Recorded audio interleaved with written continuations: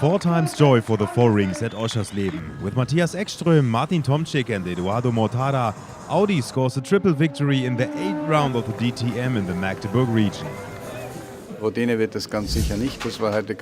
This certainly never becomes a routine affair. We worked hard for this, just like at Brands Hatch. But of course it is very nice that it ended up like this. We've seen that Matthias was driving in a league of his own. I'm simply really impressed by the entire team.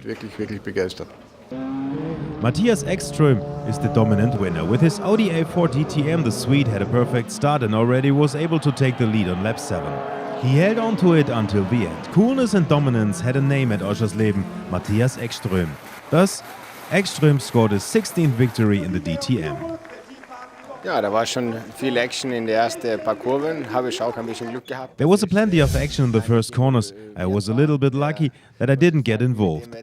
With this weather, I already thought that I would better play it safe as the race is long. And all of a sudden I was second already.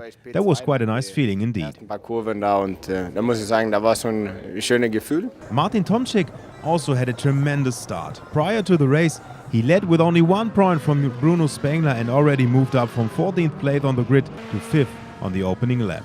During the race, he moved up more and more and even lost the bonnet of his car on lap 17.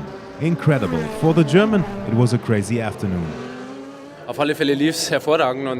In any case, it went perfectly. Rain was what I had hoped for after the bad qualifying. Today it was a really highlight for me to see that I can really move up, but we didn't expect to make so many places. Of course, having 3 Audis in front is really great for me and for Audi. Now after Brands Hatch we have shown again that our car is doing well in the rain too. His main rival in the battle for the title, Bruno Spengler, had a black Sunday with his Mercedes-Benz. After a great start, he still took the lead. But after he had damaged the right front wheel suspension after this run over the curbs, he had problems during the tire change. His second mandatory pit stop was a mess. He lost 30 seconds and dropped back to 11th place. Today we just had bad luck. All of a sudden my car didn't go anymore. It had heavy vibrations in the front. During the pit stop the guys tried hard to fix. They tried everything, but getting it sorted within so little time was impossible. On the track I still tried to make something out of it, but it was just impossible. With 1 lap to go, Spengler parked his car in the pits, not scoring any points. We mutually tried to lift up the spirits again. We have many things in common, and that will always be the case. We win together and we lose together. Ja, der hat mich unterstützt, wie das immer macht. Bei mir gestanden. He has always supported me.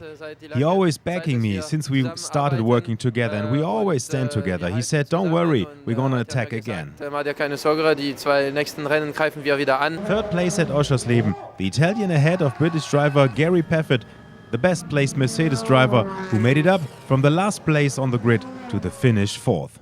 Generally, we've got to be happy with finishing in P4 and disappointing obviously for Bruno in the championship, but for me myself it was a good day, yeah.